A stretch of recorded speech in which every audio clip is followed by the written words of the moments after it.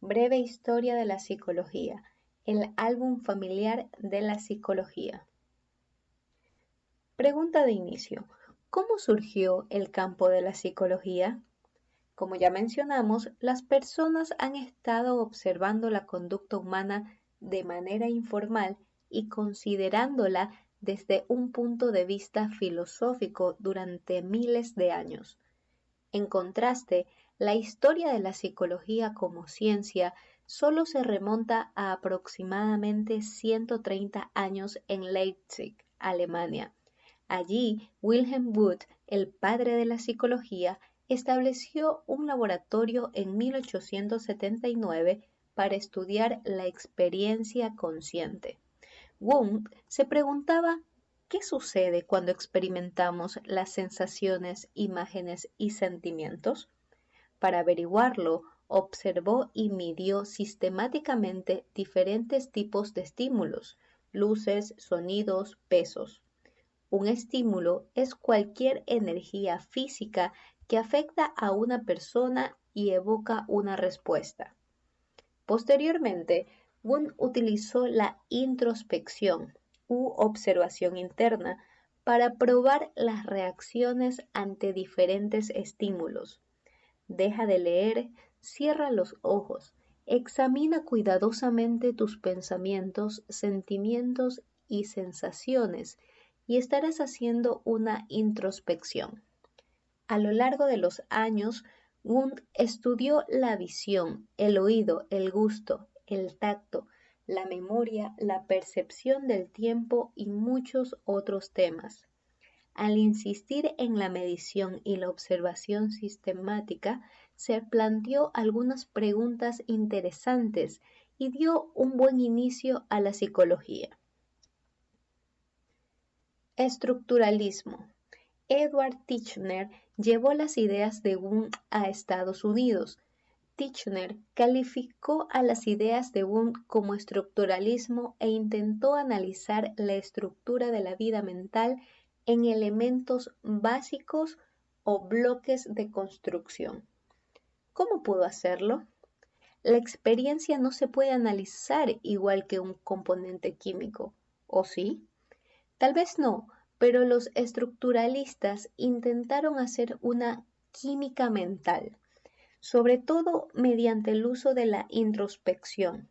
Por ejemplo, un observador podía sostener una manzana y decidir qué había experimentado los elementos tono, es decir, el color, redondez y peso. Otro ejemplo de una pregunta que podría despertar el interés de un estructuralista es ¿qué gustos básicos se mezclan para crear sabores complejos tan diferentes como el brócoli, el limón, el tocino y el pastel de queso con fresas? La introspección probó ser una forma pobre de responder muchas preguntas. ¿Por qué? Porque independientemente de cuán sistemáticas sean las observaciones, con frecuencia los estructuralistas diferían y cuando lo hacían no había manera de resolver sus diferencias. Piénsalo, si tú y un amigo practican la introspección sobre sus percepciones acerca de una manzana y terminan enumerando diferentes elementos básicos, ¿quién estaría en lo correcto? A pesar de estas limitaciones, la observación interna todavía se utiliza como una fuente de conocimiento en estudios de hipnosis, meditación, resolución de problemas, estados de ánimo y muchos otros temas. Funcionalismo. El erudito estadounidense William James amplió la psicología para incluir la conducta animal, la experiencia religiosa, el comportamiento anormal y otros temas interesantes. El primer libro brillante de James, Principios de Psicología, en 1890, ayudó a establecer el campo como una disciplina separada. El término funcionalismo proviene del interés de James en la forma en que funciona la mente para ayudarnos a adaptarnos al entorno. James consideraba a la conciencia como una secuencia o flujo de imágenes y sensaciones cambiantes, no como un conjunto de bloques de construcción sin vida, como afirmaban los estructuralistas. Los funcionalistas admiraban a Charles Darwin, quien dedujo que las criaturas evolucionan en formas que favorecen la supervivencia. De acuerdo con el principio de la selección natural de Darwin, las características físicas que ayudan a las plantas y animales a adaptarse a sus ambientes se conservan durante la evolución. Del mismo modo, los funcionalistas querían averiguar cómo la mente, la percepción, los hábitos y las emociones nos ayudan a adaptarnos y a sobrevivir. ¿Qué efecto tuvo el funcionalismo en la psicología moderna? El funcionalismo trajo el estudio de los animales a la psicología. También promovió la psicología educativa, el estudio del aprendizaje, la enseñanza, las dinámicas del aula y temas relacionados. El aprendizaje incrementa nuestra capacidad de adaptación. Por lo tanto, los funcionalistas trataron de encontrar formas de mejorar la educación. Por razones similares, el funcionalismo propició el surgimiento de la psicología industrial organizacional, o sea, el estudio de las personas en el trabajo. Conductismo. El funcionalismo y el estructuralismo pronto se vieron desafiados por el conductismo, el estudio de la conducta observable. El conductista John B. Watson objetaba con fuerza el estudio de la mente o la experiencia consciente. Él creía que la introspección es poco precisa desde el punto de vista científico porque no existe ninguna manera de resolver los desacuerdos entre los observadores. Watson se dio cuenta de que podía estudiar la conducta abierta de los animales, aunque no podía hacerles preguntas o saber lo que estaban pensando. Simplemente observó la relación entre los estímulos, eventos en el medio ambiente y las respuestas de los animales, cualquier acción muscular, actividad glandular u otro aspecto identificable de la conducta. Estas observaciones eran objetivas porque no implicaban la introspección sobre experiencias subjetivas. Se preguntó, ¿por qué no aplicar la misma objetividad al estudio de la conducta humana? Pronto, Watson adoptó el concepto del fisiólogo ruso Iván Pavlov sobre el condicionamiento para explicar la mayor parte de la conducta. Una respuesta condicionada es una reacción aprendida a un estímulo determinado. Watson afirmó, denme una docena de niños saludables, bien formados y mi mundo especial para introducirlos en él y les garantizo que seleccionaré aleatoriamente a cualquiera y lo capacitaré para convertirse en cualquier tipo de especialista, médico, abogado, artista, comerciante y sí, incluso ladrón o mendigo. ¿Muchos de los psicólogos concuerdan con la afirmación de Watson? No. Los conductistas creían que todas las respuestas estaban determinadas por los estímulos. Hoy en día, esto se considera una exageración. De igual forma, el conductismo ayudó a hacer de la psicología una ciencia natural en lugar de una rama de la filosofía. Conductismo radical. El reconocido conductista B. F. Skinner creía que nuestras acciones están controladas por las recompensas y los castigos. Para estudiar el aprendizaje, Skinner creó su famosa cámara de condicionamiento o caja de Skinner. Con ella podía presentar estímulos a los animales y registrar sus respuestas.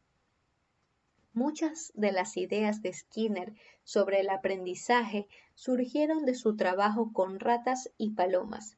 Sin embargo, él creía que las mismas leyes de la conducta se aplicaban a los seres humanos. Como un conductista radical, Skinner también creía que los eventos mentales, como el pensamiento, no son necesarios para explicar la conducta. Los conductistas merecen reconocimiento, ya que aportaron gran parte de lo que sabemos sobre el aprendizaje, el condicionamiento y el uso adecuado del reforzamiento y el castigo. Skinner estaba convencido de que una cultura diseñada con base en el refuerzo positivo podría fomentar el comportamiento deseable. Skinner se oponía a la utilización del castigo porque no muestra las respuestas correctas. Con demasiada frecuencia creía que el castigo y los reforzamientos mal dirigidos conducían a acciones destructivas que eran problemas como la sobrepoblación, la contaminación y la guerra. Conductismo cognitivo. Los conductistas radicales han sido criticados por ignorar el papel que desempeña el pensamiento en nuestras vidas. Uno de sus críticos incluso señala que la psicología de Skinner ha perdido la conciencia. Sin embargo, muchas críticas han sido contestadas por el conductismo cognitivo, un punto de vista que combina la cognición, o sea, el pensamiento, y el condicionamiento para explicar la conducta. Por ejemplo, digamos que visitas con frecuencia un sitio web particular porque te ofrece videos gratuitos que se transmiten en tiempo real. Un conductista diría que visitas el sitio porque te ofrece una recompensa, el placer de observar videos interesantes cada vez que lo visitas. Un conductista cognitivo añadiría que, además, esperas encontrar videos gratuitos en el sitio. Esta es la parte cognitiva del comportamiento. Psicología Gestalt. Imagina que acabas de tocar feliz cumpleaños en una tuba de tono grave. A continuación, la tocas en una flauta de tono agudo. La flauta no puede repetir ninguno de los sonidos de la tuba. Sin embargo, notamos algo interesante. La melodía todavía es reconocible y además la relación entre las notas sigue siendo igual. Ahora, ¿qué pasaría si tocaras las notas de feliz cumpleaños en el orden correcto, pero a un ritmo de 1 por hora? ¿Qué tendríamos? Nada. Las notas separadas ya no serían una melodía. Perceptivamente, la melodía es más que las notas individuales que la definen. Fueron observaciones como estas las que lanzaron la escuela Gestalt del pensamiento. El psicólogo alemán Max Wertheimer fue el primero en promover en el punto de vista Gestalt. Él dijo que analizar los eventos psicológicos por piezas o elementos como en el estructuralismo es poco preciso. En consecuencia, los psicólogos Gestalt estudian el pensamiento, el aprendizaje y la percepción como unidades enteras, no mediante el análisis de experiencias por partes. Su lema era: el todo es mayor que la suma de sus partes. De hecho, la palabra alemana Gestalt significa forma, patrón o conjunto. Al igual que una melodía, muchas experiencias no pueden dividirse en unidades más pequeñas, como los estructuralistas propusieron.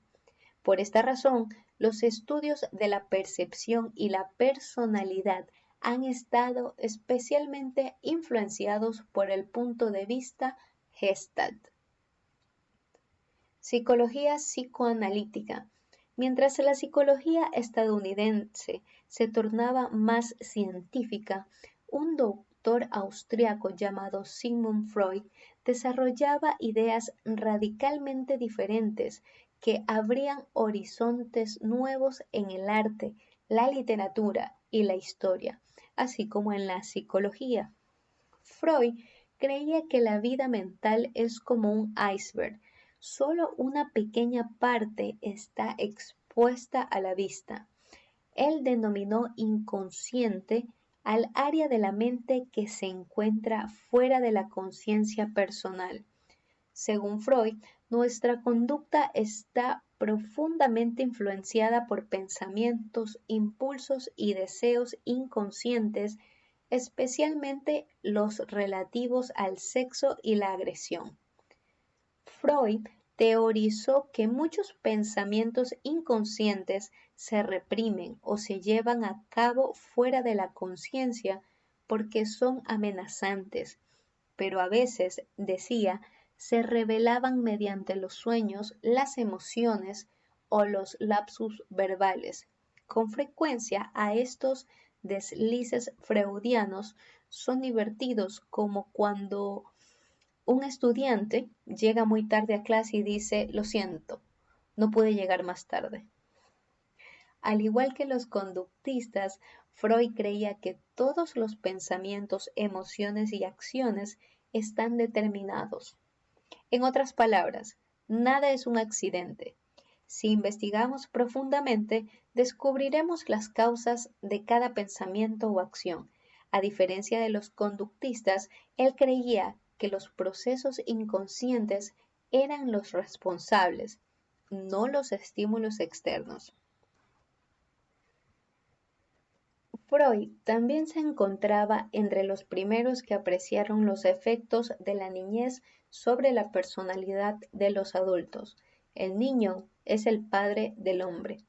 Pero tal vez Freud es más conocido por haber creado el psicoanálisis, la primera psicoterapia completamente desarrollada, la cura por la palabra. La psicoterapia freudiana explora los conflictos y los problemas emocionales inconscientes. No mucho tiempo antes, algunos de los estudiantes de Freud comenzaron a promover teorías propias. Aquellas que modificaban las ideas de Freud se les comenzó a conocer como neofreudianas. Neo, que significa nuevo o reciente.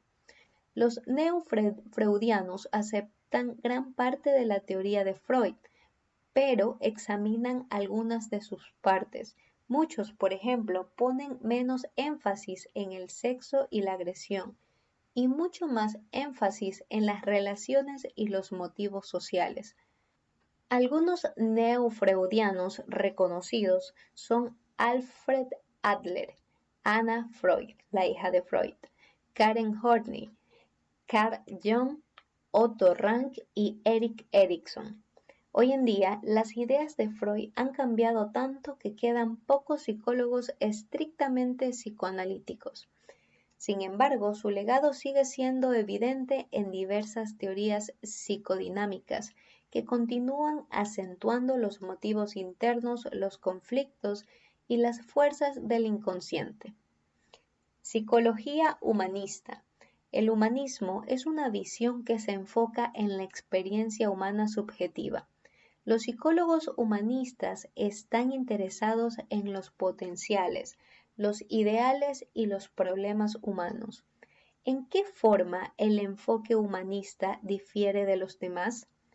Carl Rogers, Abraham Maslow y otros humanistas rechazaron la idea freudiana que establece que las fuerzas inconscientes nos gobiernan. También estaban incómodos con el énfasis conductista sobre el condicionamiento. Ambos puntos de vista tienen un fuerte trasfondo de determinismo, la idea de que el comportamiento está determinado por fuerzas fuera de nuestro control. En contraste, los humanistas destacaron el libre albedrío, nuestra capacidad de tomar decisiones. Desde luego que las experiencias pasadas nos afectan. No obstante, los humanistas creen que las personas pueden elegir libremente una forma de vida más creativa, significativa y provechosa.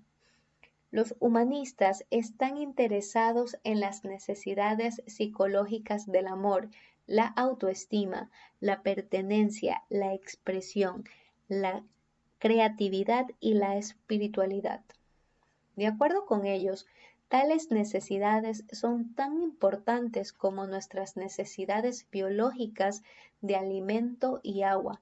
Por ejemplo, la probabilidad de que los recién nacidos que no perciben amor humano mueran es igual a la probabilidad de que los infantes que no reciben alimento mueran. ¿Qué tan científico es el enfoque humanista? Inicialmente, los humanistas eran los menos interesados en tratar a la psicología como una ciencia. Hacían hincapié en factores subjetivos como la autoestima, la autoevaluación y el marco de referencia, es decir, la imagen de uno mismo, la percepción del cuerpo, la personalidad y sus habilidades. La autoevaluación se refiere a la evaluación de uno mismo como bueno o malo, y un marco de referencia es una perspectiva mental utilizada para interpretar eventos. Hoy en día, los humanistas aún buscan entender cómo nos percibimos a nosotros mismos y cómo percibimos la experiencia del mundo. Sin embargo, actualmente la mayoría investiga cómo evaluar sus ideas, al igual que otros psicólogos. El concepto de Maslow sobre el desarrollo personal es la principal característica del humanismo. El desarrollo personal se refiere al desarrollo pleno del potencial y a convertirse en la mejor persona posible. De acuerdo con los humanistas, todo el mundo tiene este potencial. Los humanistas buscan maneras para ayudar a desarrollar dicho potencial. El papel de la diversidad en psicología. ¿Todos los primeros psicólogos eran hombres caucásicos? Aunque por mucho tiempo las mujeres y las minorías étnicas no estuvieron presentes entre los psicólogos, existieron algunos pioneros. En 1894, Margaret Washburn se convirtió en la primera mujer en obtener un doctorado en psicología.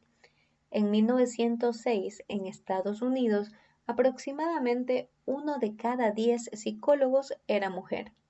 En 1920, Francis Cecil Sommer se convirtió en el primer hombre afroamericano en obtener un doctorado en psicología. Inez Beverly Prosser, la primera psicóloga afroamericana, lo obtuvo en 1933.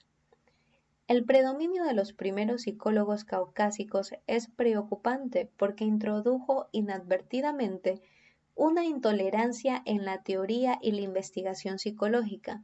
Como ejemplo, Lawrence Kohlberg propuso una teoría sobre cómo podemos desarrollar los valores morales.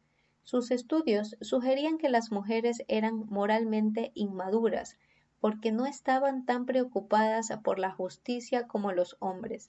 Sin embargo, pocas mujeres participaron en los estudios y Kohlberg simplemente supuso que las teorías basadas en los hombres también se aplicaban a las mujeres.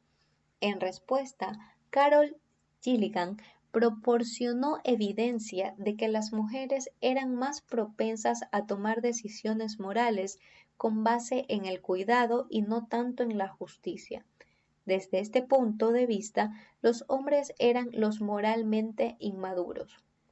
El descuido de Kohlberg solo es una forma de sesgo de género en la investigación. Este término se refiere a la tendencia a presentar menos a las mujeres como sujetos de investigación y la tendencia de los investigadores a ignorar temas femeninos.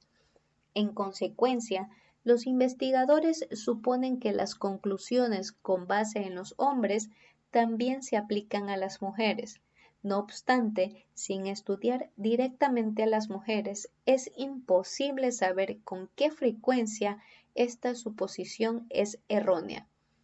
Un problema relacionado se presenta cuando los investigadores combinan los resultados de los hombres y las mujeres.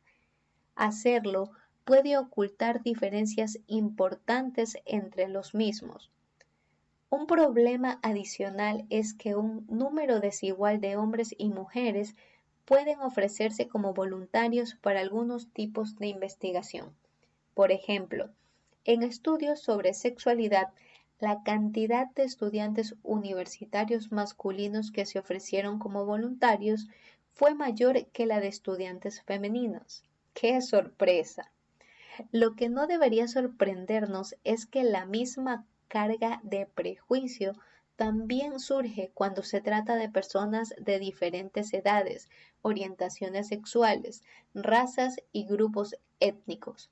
Afortunadamente, a partir del año 2000, más de 70% de todos los grados universitarios y no universitarios en psicología se han otorgado a las mujeres. Asimismo, 25% de todos los grados universitarios y 16% de los doctorados en psicología se otorgaron a personas de color. Cada vez más, la psicología refleja la diversidad humana. Psicología actual. 3 perspectivas complementarias sobre la conducta. ¿Cuáles son las perspectivas contemporáneas en psicología? En un momento dado, la lealtad por cada escuela del pensamiento en psicología era feroz y los choques eran comunes. Ahora, mientras que algunos sistemas tempranos como el estructuralismo han desaparecido totalmente, los nuevos han ganado protagonismo.